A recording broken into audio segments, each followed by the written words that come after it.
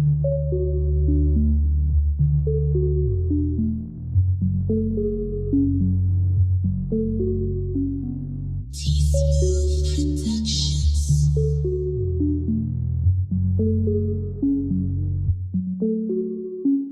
jazzy. You everything a man could ever want, girl, you jazzy. You not about that drama, you loyal and classy, you jazzy. And all these other niggas shoot the shot, but you ain't having it, girl, you jazzy. And I love you to the moon and back, baby, girl, you jazzy. You everything a man could ever want, girl, you jazzy. You not about that drama, you loyal and classy, you jazzy.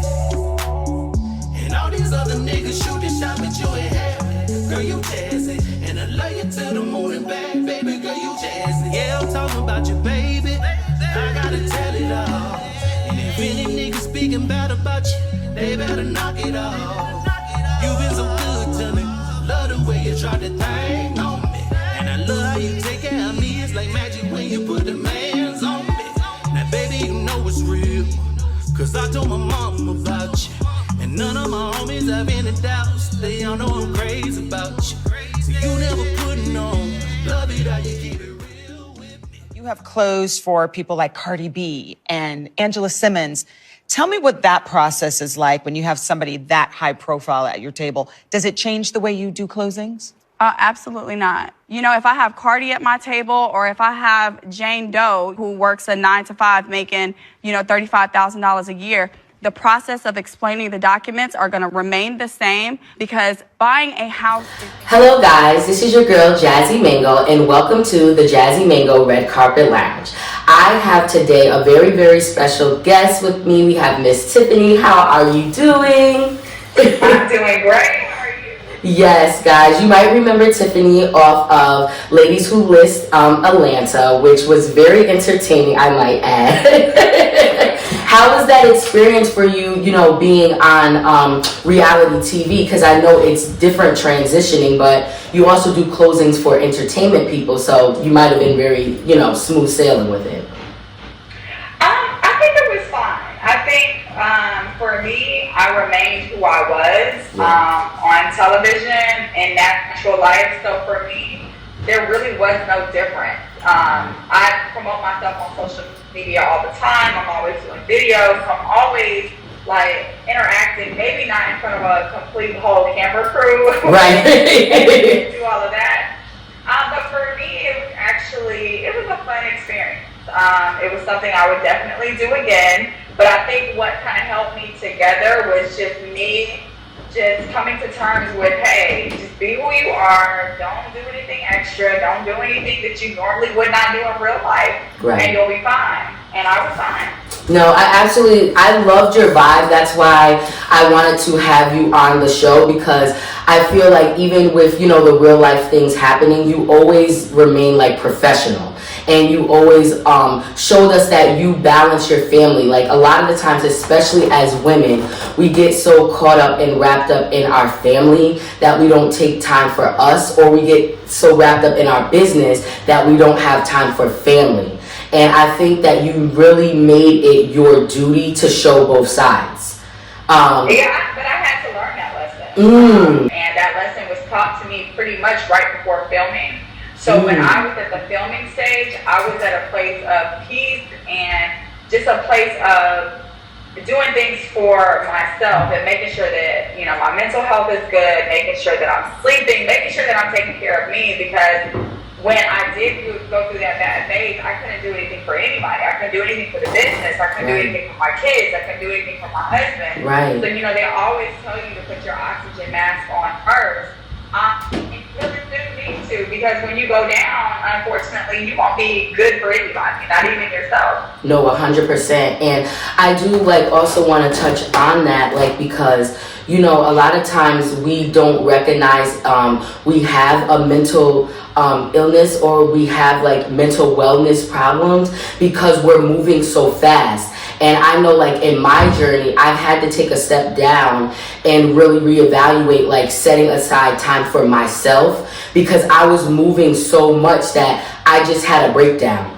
And things from my past had started coming up, like I finally started realizing at 26, I actually had trauma from my dad not being around. And people don't realize, like, when you're moving so fast, you suppress things even as children, and then it could just randomly hit you.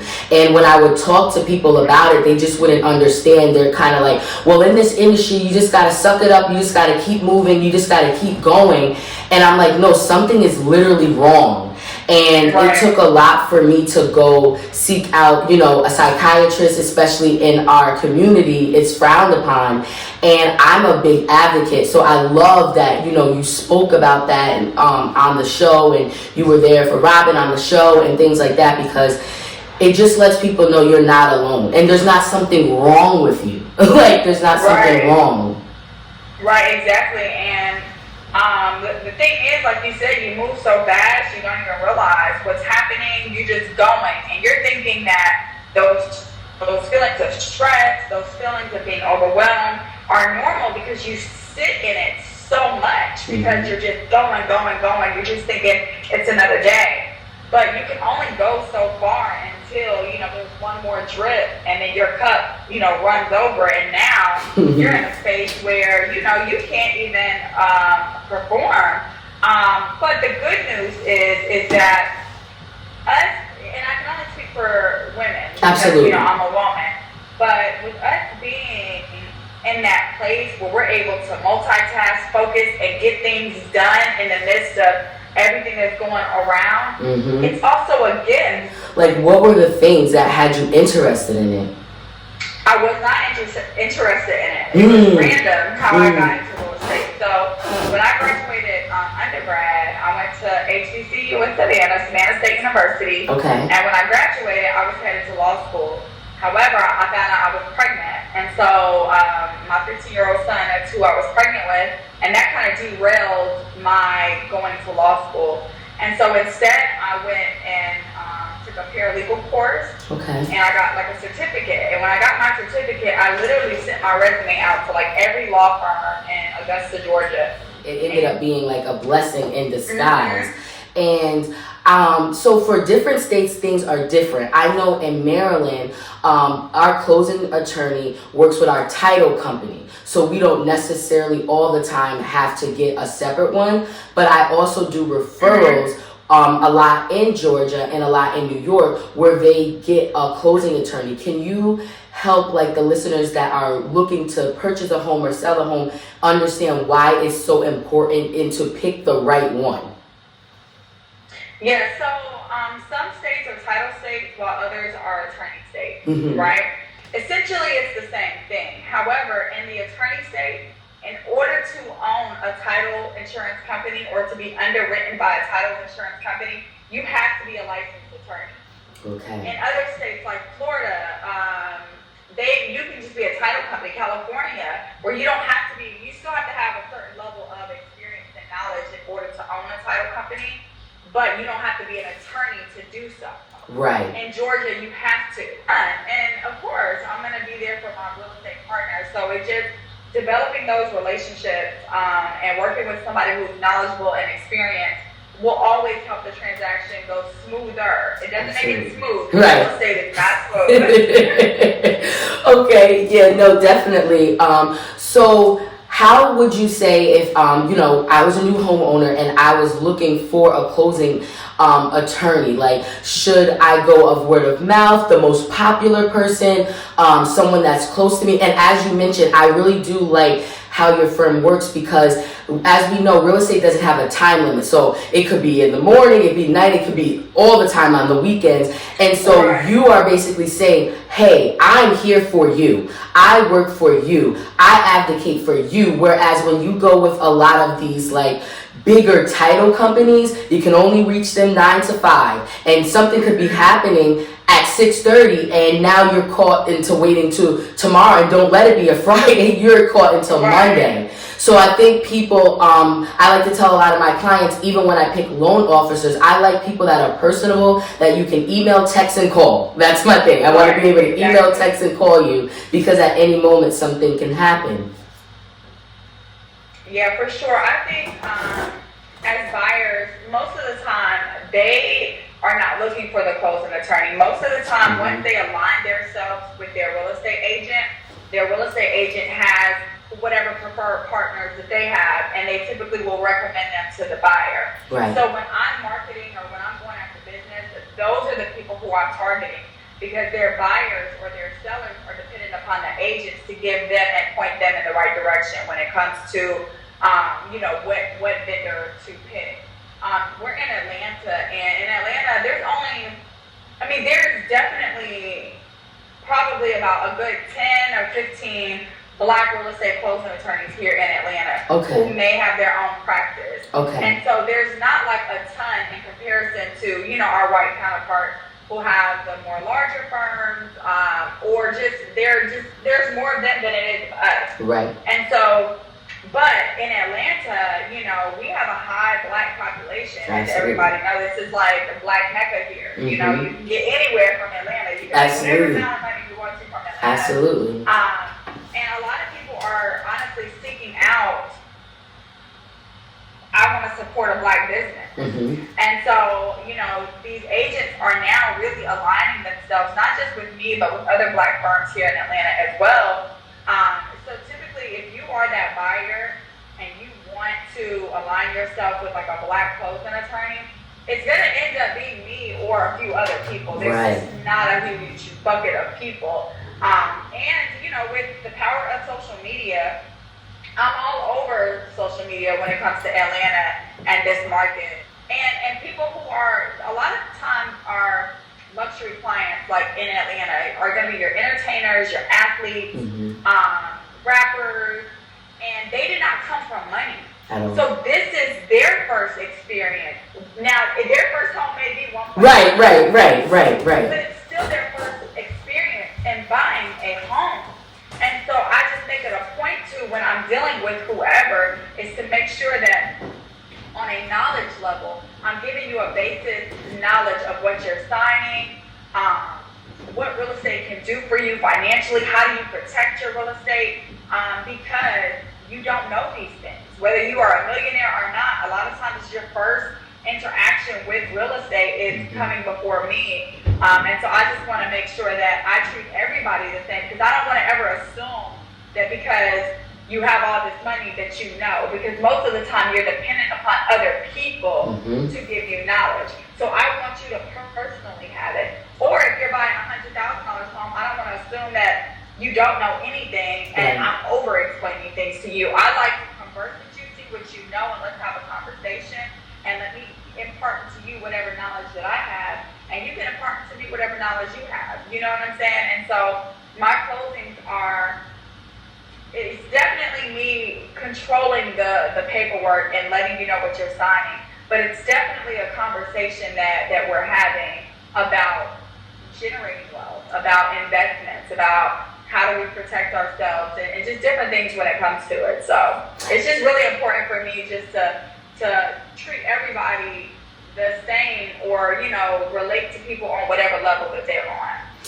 So on the other side to that, I know a lot of people that are trying to become buyers are having a very difficult time, because as we know, it just seems like it's been a seller's market for a very, very long time. And they ask certain questions like, when is it going to change?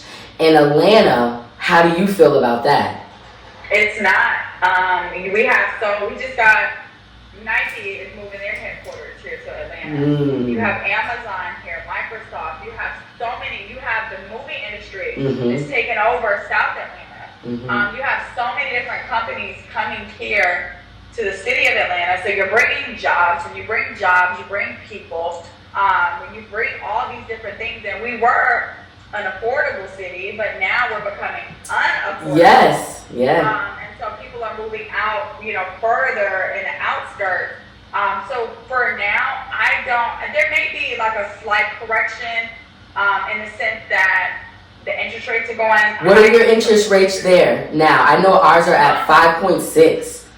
Like 4.85 to 5.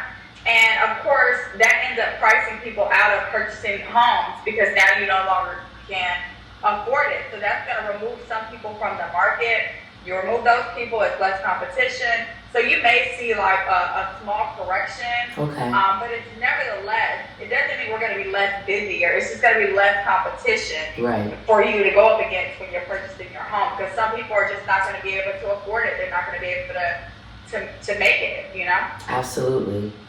Tiffani, if you had to leave a jewel or something that you would tell, you know, your younger self, what would it be for a girl that is maybe haven't come from a lot and she wants to be successful when she's older? What would you say? I would say stick to your dreams. Stick to what you want to do. I remember I was 8 years old when I said I wanted to be an attorney. And there was I didn't have an attorney mom or dad or anybody to press me in this direction. It's just what I wanted to do. And when you really want to do something, as long as you're taking the steps to get there, like, you know, I didn't go to law school as soon as I graduated because I ended up having a baby. That's a roadblock, right? So when I got to that roadblock, I could have stopped, or you pivot and you figure out what's the next thing that you need to do in order for you to still achieve your dream. It may take you longer.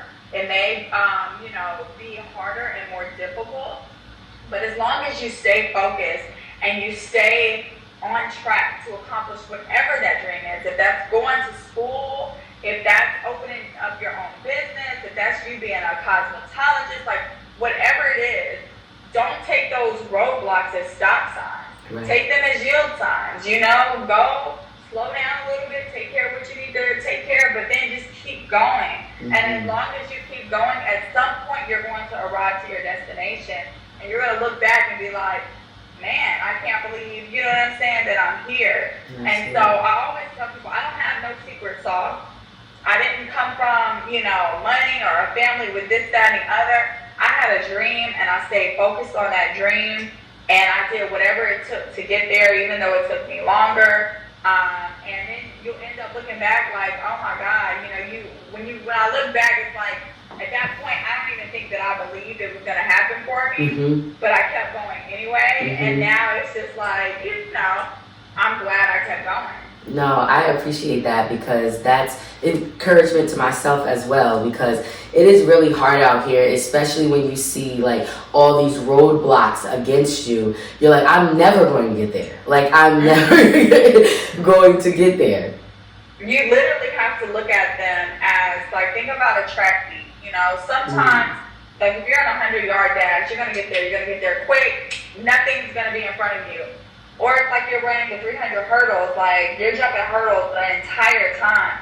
But there's a winner at the end of each game, right? It's just whoever kept going, whoever kept pushing. No matter if you have those hurdles, you just got to be like, what? On to the next, you know? Because I always tell people, the successful people are the people who kept going. The people who are not successful or are not where they want to be is because they stopped. They got to some sort of roadblock, some sort of hurdle, and they stopped. Right.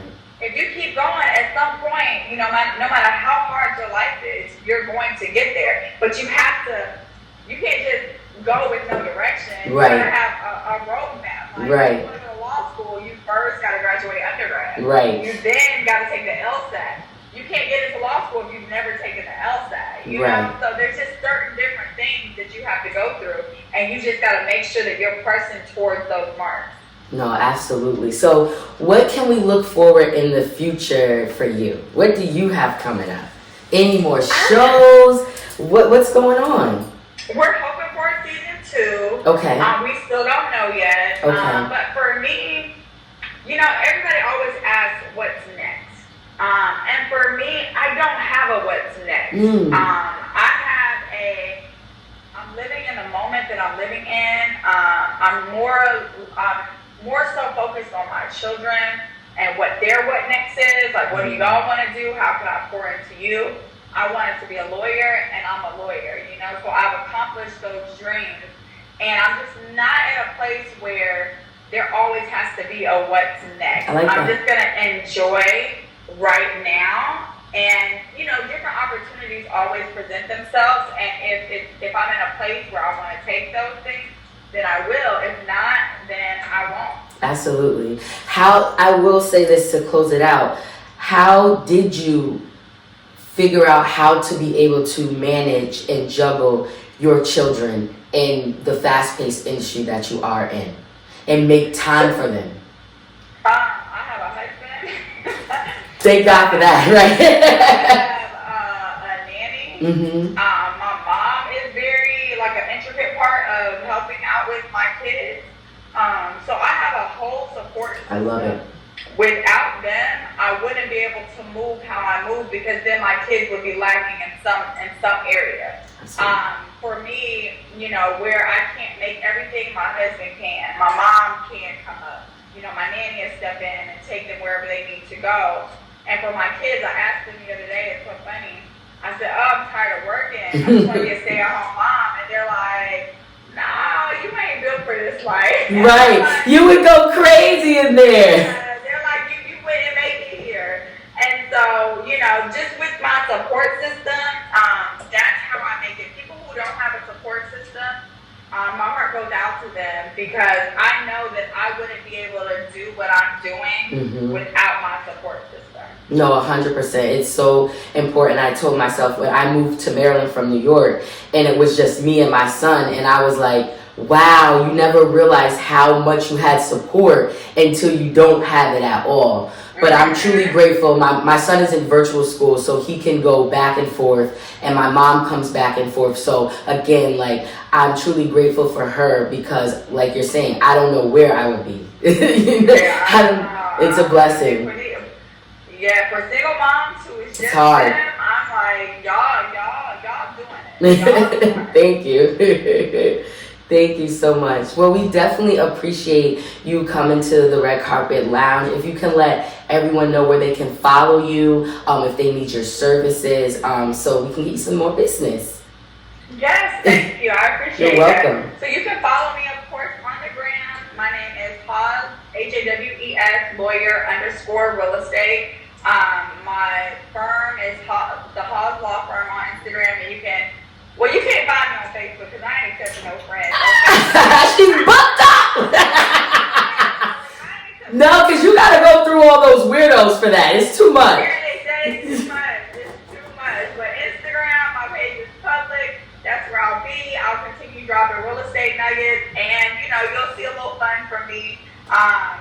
Just with me and my life as a mom and an entrepreneur. Yes. So thank you again, guys, and thank you for tuning into the Jazzy Mango Red Carpet Lounge. Make sure to tune in each and every Friday at 5:30 for new episodes, and you can subscribe to JASZY Mango Like Your Favorite Fruit at gmail.com if you want to book me. Thank you so much, and thank you again, Tiffani. I wish you all the great blessings, and it was amazing talking to you. Me too. Thank you as well. And yes. Thank you thank you so much. We'll be connecting soon. Definitely. Let's go. You say you love me, but your game's off. You say you need me, but your game's off. You say you want me, but your game's off.